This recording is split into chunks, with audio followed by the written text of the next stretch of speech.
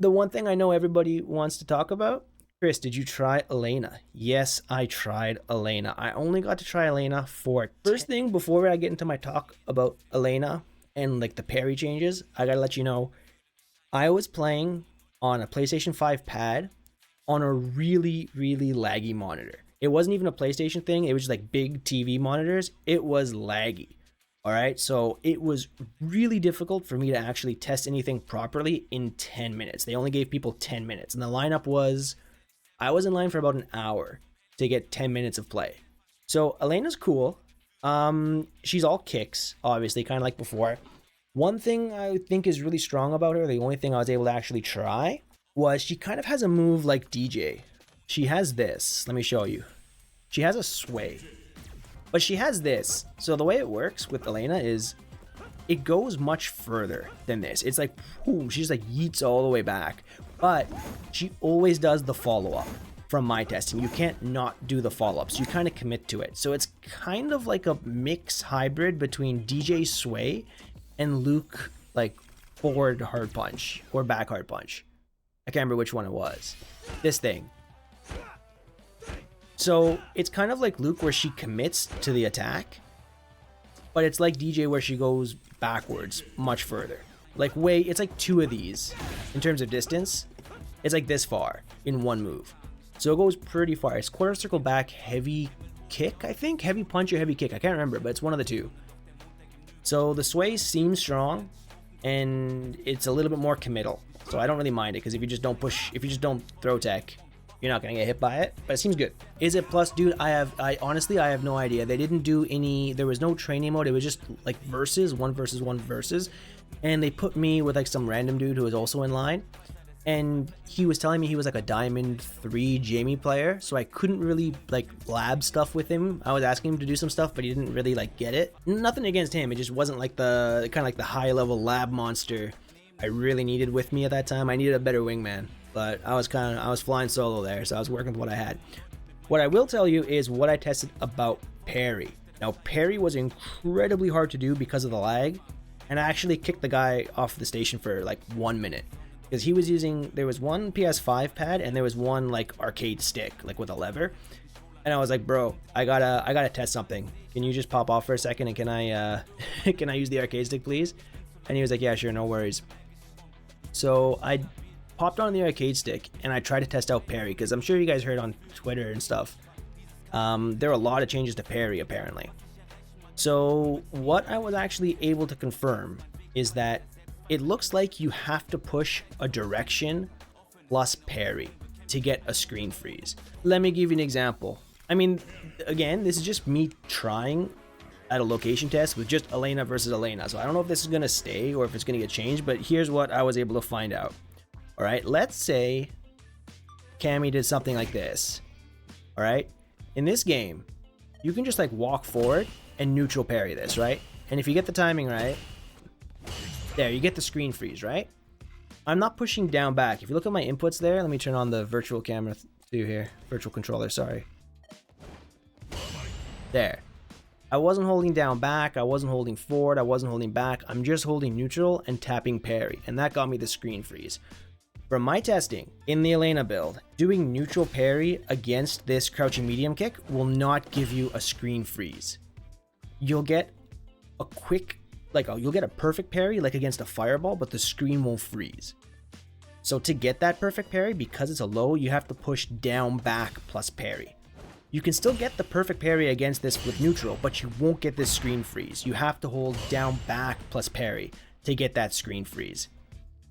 And the same thing kind of applies for overheads. So let's pick somebody with an overhead. Anybody who's got an overhead. Terry or Bison, okay? All right, so against this parry, if you go for like a neutral parry against this in this current version, you can get a perfect parry. All right, I'm not pushing back, I'm not pushing down, all right?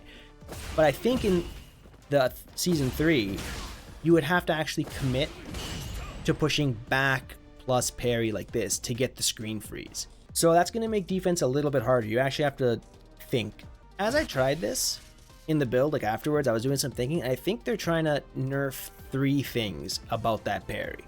All right, number one, I think they're trying to nerf people who are just jumping in and doing parry, because now you actually have to choose the side. Again, I wasn't able to test that. It was really laggy, but it just looks like jump-in parries are weaker with this adjustment. I think what they really want to do is, I think they really want to nerf people who are walking in to your crouching medium kick range, tapping parry, and then doing this. You know this option select where you kind of like, where this is like Bison's crouching medium kick range, you'll walk into it, you'll push parry, and then like if you get a perfect parry, yay. But then if they don't push a move, you just like drive rush in instead, that option select. I think that's what they're trying to nerf. So you would have to commit to holding down back and then drive rushing at them. So you're not just doing like this walk forward, stand, parry, beat everything, drive rush in kind of nonsense. Those are the two biggest ones I think they're trying to nerf. And then not also committing to a block versus high lows. So they actually want you to read that they're going to go for a low and hit down back and parry, or they want you to react to an overhead and hit back plus parry. They don't want you to cover both with a single button push. From what I can tell in the build, will it stay? Will it last until the actual release? Who knows? We'll find out in about 2.5, 3 weeks. But that's what it looks like was changed for parry so far. They also want to get rid of parry, drive rush, hop select to not get punish, counter, throw. Yeah, that one's strong too. They're going to get rid of throw loops, so we're nerfing perfect parry. Are you sure they're going to get rid of throw loops? There was nothing about that. Because Elena doesn't have a throw loop. But just because Elena doesn't have a throw loop doesn't mean that there won't be one, you know? So few defensive options in this game. I agree. I totally agree. This game needs a bit more defensive options. I would like to see some defensive options increased. I think it'd be cool if they added like a new mechanic. So that's it pretty much for my Elena stuff. Like, she seems cool. She's animated really well. She looks awesome. She has a great song. Chat's been loving it. But yeah, we'll see what actually happens with the final release. What do you guys think? Do you like those changes to parry? Do you think they needed to nerf perfect parry? Like the screen freeze? Seems you guys all like the, what do you call it? You guys love that Elena theme. I actually haven't heard it yet. It came out when I was asleep, and then I had work most of the day. So I hadn't actually listened to it yet. But yeah, guys, what do you think about Evo Japan? What do you guys think? I thought it was a pretty interesting tournament. Evo Japan is always a little bit of a wash in terms of like a competitor. I mean, this would look like when I walked in. Like lots of people, but nothing crazy on the first day. Right, so we got this, walk in. You had the Red Bull girl. I'm not sure if you saw that. Red Bull's a really big sponsor for the FGC, so you had like these girls with like a $5 sign above them with Red Bull, and you could pass like $5 to these people and they'd give you a can of Red Bull for the incredibly overpriced price of 500 yen. So it's like what? 280 American? And they were running Grand Blue up here. Oh, they got some cosplayers walking around. And yeah, this is the general vibe of like day one. Oh yeah, and this is day one pool. So my pool was at 12:40 p.m. It actually ran on time, surprisingly. Anyways, yeah, so I had my pools at 12:40. Pools were a fucking wash, man. I was stressed out of my mind. The system I was on, in hindsight, it was totally my fault. But the PlayStation system that I was on was laggy as hell. Dude, like, I could not do with Guile standing hard punch, drive rush, standing hard kick. Like the combo I've been doing since day one in this game, I was dropping the drive rush from the standing hard kick. It was so bad. But some way, somehow, you can see, here I'm in winners, round one. I won 2-0 in winners. I think my first match was against a modern Ken. Then my next match, I can't remember who the next match was, to be perfectly honest with you. There was a Ken. Then I'm really sorry to my opponent, but I have no idea. I can't remember at all who my next opponent was. I just basically threw like Sonic Booms all day, and I won that 2-0. Then my last match was against Cammy. This was a modern Cammy. My second last match in winners semifinals.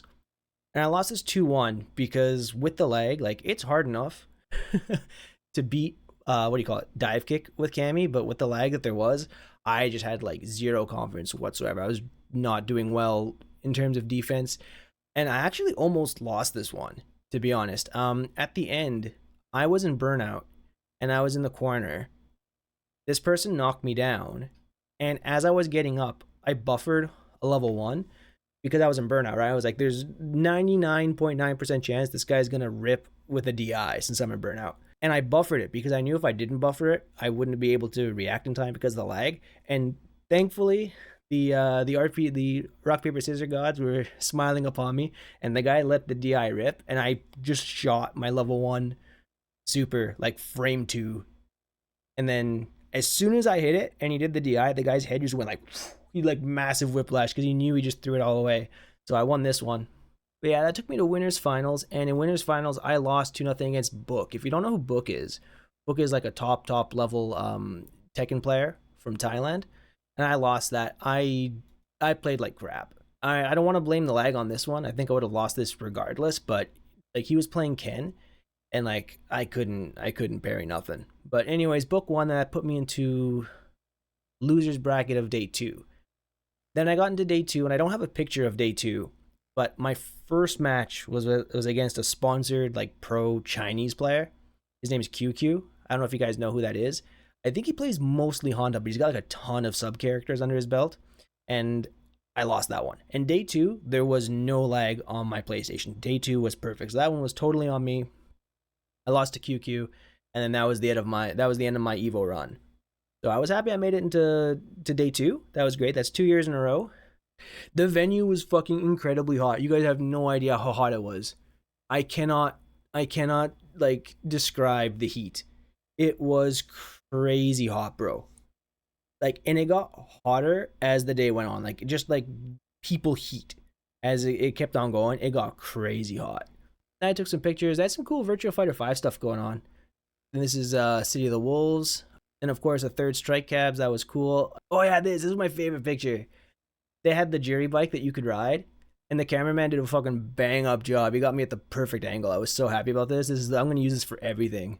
We got to make on stream. My next content idea. I'm gonna make a Tinder profile, and the bio is gonna be I made it out of pools Evo 2024 and 2025, and that's gonna be it. Let's see how many hits we get. Oh yeah, they had this. This was sick. They had the Tekken chair, Reina's chair. This is a cool picture too. Cameramen were good. I gotta give props to the cameraman. They got my good angle every single time. Yeah, this is what it looked like inside the venue. It was pretty cool. The venue itself was huge. Like, crazy big. It was such a big space. There was that. Then what else? Oh, yeah, these are the Virtua Fighter setups. They actually had, like, the combo, like, what do you call it? The boomer desks, where the arcade stick is, like, actually attached to the desk. This is, like, the pride and joy of, like, anybody over 39 years old, I think. So, this is pretty cool. They had this. So, I just took a quick video. This would look like. It was pretty cool how that set up for Virtua Fighter. There's quite a few people playing Virtua Fighter. I was actually impressed. And I think they were running on PCs. I just noticed now. Yeah, the Virtua Fighters were on PCs. These combo things don't have a console attached. So good on them for actually running it on PC. This was City of the Wolves. I can't remember if this is day 1 or day 2. This is the City of the Wolves section. There's Gamer B over there. Not sure if you can see Gamer B. A couple other people. Oh yeah, then this. This is the new combo. The new combo leverless. So this thing, I think it's like $200 American. The price is actually really good. So I tried this out a bit. My overall thoughts about this, number 1, it's pretty big. This thing, maybe you can't tell, but it's like, it's big. Right? So it fits on your lap, no problem. Desk users, I don't know how it's going to be. It's going to be pretty big for your desk. But it uses the combo, what do you call it? Gravity switches, I think. So the buttons feel really nice. They feel premium, but because it's proprietary, you can't swap them in and out for other things. You have to use their system. Then you've got a little foam wrist rest here. This is magnetic. You can take it off, and you can just have like this thing can come off, kind of like what I have here for my keyboard. Like I have a little foam pad for my keyboard to rest my wrists on. Same kind of thing. You can just take it off. I think the wrist rest is a cool touch. And then you can see with my hands, this is kind of the size. It's got a lot of buttons, more buttons than you ever need. Slide motions, super easy to do. Yeah, it's felt good for $200. I was pretty happy with this. I thought when I saw pictures of it, I thought it looked kind of cheap, but it's not. The top is acrylic, but the body's plastic. I believe the USB is detachable. I didn't actually get to try that. It was kind of like on the table. I didn't want to start pulling on it, and there were lots of people there, so I didn't get a chance. This felt kind of cheap to me. The input display, how it just kind of lights up like that. I have a feeling that's going to die on you after like a year or two. But whatever, it felt pretty good. I mean, if you need a PS5 compatible controller and you don't have a leverless for $200 American, I think this is a good price. I have no problem recommending this to someone. I thought it felt pretty nice. I'm not a huge fan of the size. And also these plastic switches at the top, you can switch between PC, PS4, PS3 and everything. They felt a little cheapy to me. A little bit on a cheap side for me, but I mean, that's not a huge thing when this has a touchpad and all these buttons for sub $200. Anyways, there's that. Then there was the Esports World Cup where you could sign it. I'm kind of whatever on the Esports World Cup thing, so I just kind of did my thing here. If you see, Chris F says, do your squats. It's an important life lesson. You got to do them. This way you can sit on the Reina chair like me and have those big-ass legs. Looks sick. This is a good drawing. You had some really talented artists kind of drawing their stuff here. Then you just have me being a douche, but whatever. And then I think this was day 3. Vegeta. Secret Vegeta. We just missed him. You can see it again. In the middle, just walking by there. There's some free play going on at this point. Street Fighter 6 free play was crazy. There was always a lineup. It was really hard to get sets into the Street Fighter 6 free play, but it's a popular game. What are you going to do? And this was finals, so everyone was kind of pissed about finals, the way they ran it. So if you can see here, there's like a gate, right? And this gate was for the premium seating. So you have to pay extra to sit here in the premium seating, right? They keep you in a cage, keep all the riffraff out. You're caged in, you're safe from the sweaty FGC. You paid extra money to be special. They put you here, which was all right. But then everybody else, like up until about here and here, they had some like fold out chairs. But everybody else either had to sit on the floor or stand. And I think the reason why a lot of people were mad was because when they bought the passes, I think the misconception was that people thought that if they didn't buy the premium pass, they were still going to be able to like sit down. But no, you couldn't sit down. You had to stand or like be a bum and just sit on the floor. And the problem is, as people stood up, you couldn't see. So by the end of it, everyone was just standing. And this went from like the stage all the way to the back of the venue. And people were pissed about that. They're like, we spent all this money for that. And you can see here, like, there are some chairs here. But for the most part, up until here, like, everybody's standing. I don't have any more pictures. That's it for the pictures. But it was a lot of people, and a lot of people were mad about that. I knew that's what it would be like because, I don't know, I just read the Japanese page, and the Japanese page said there wouldn't be seating. You'd have to stand. So I knew what I was getting into by going for the cheap person ticket. But yeah, people were pissed about that. And understandably so. I mean, you're flying into the country for an event like this. The least you can do is sit, right? Kind of shitty you have to stand for a couple of hours. But it is what it is. That was that.